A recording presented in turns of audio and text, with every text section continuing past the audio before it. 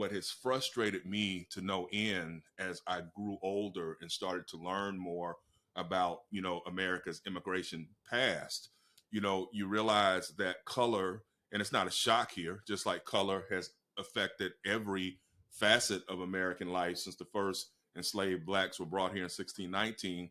No doubt about it, color has colored how American immigration policy has been propagated as well. One of the things, just quickly, that I talked about in my blog is, and this was eye-opening to me, Brother Andrew, when I was at the University of Florida College of Law, when I first learned these facts. The Chinese Exclusion Act of the late 19th century was one of the first immigration acts to specifically hit upon race. And the problem was there were so many Chinese who were immigrating to the West Coast, and they were getting involved in gold rushes. They were getting involved in railroad building. They were creating great communities that were doing wonderful things up and down the California coast and what have you. That green-eyed monster called jealousy started to kick in, and it's like, okay, well, they're taking our jobs. Some of the same language we've heard throughout our lifetime. And so what Congress did is they said, X, no more Chinese being able to, particularly Chinese men, but Chinese in general, but they specifically were concerned about Chinese men using some of the same language they used against black men in regards to, we don't want the interracial mingling and X, Y, and Z. So that was one of the first acts that you saw. Then about 40 years later, the worst came on, which was the Immigration Act of 1924, which hit upon some of the same language. A few years ago when Donald Trump made the comment about Haiti being a shithole country, shithole nations in Africa, and we should have more immigration from Norway than we should from those countries. He, in a very ignorant way, took what has been the policy of the United States of America all along, which was under the Immigration Act of 1924. If you were from Northern Europe, and if you're from Northern Europe, that means you're more likely blonde, you more likely have blue eyes, you could come to the United States of America. If you were Southern European, meaning that you more than likely have some ancestry from Africa when the Moors were crossing into Greece and crossing into Sicily and crossing into Spain and Portugal.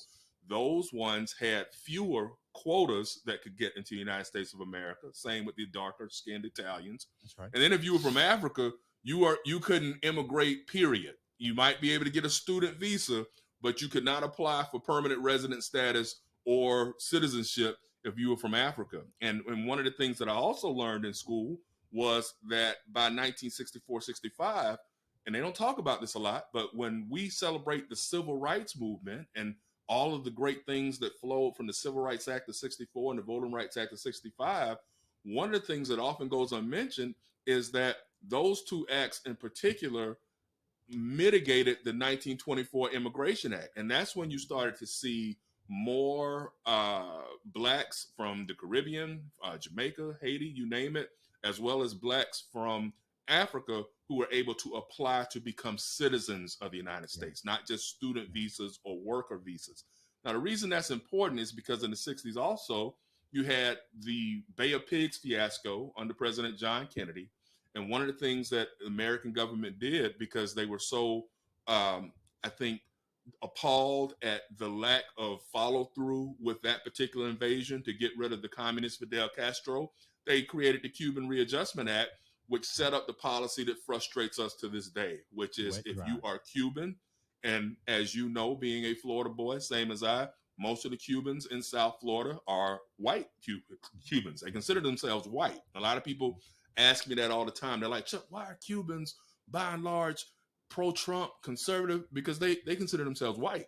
They don't consider themselves Latino or African. And yet there are plenty of millions of Afro-Cubans that are still on the island that did not get sent over here in the 60s or in the Mario boat lift in 1980. And so what has happened here is there's become a policy whereby if you are Cuban, of white descent mostly, but if you're Cuban and you can make it to our shores and claim political persecution from the Castro regimes and the post-Castro regimes, you more than likely are going to get to stay.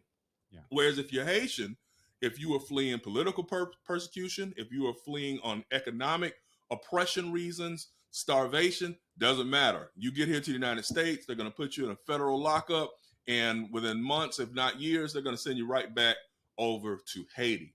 And anybody who says, well, how is that racist? If you can't see it, I'm not going to be able to explain it to you on Real Talk with Andrew Gillum or even in the Observation Point, because that means you're consciously trying not to see what it is. And so when I say that, in one of the I quoted a young man from in the Washington Post article today that's 23 years old, who said that there's not much difference in the policy and what President Biden's doing right now and what President Trump did.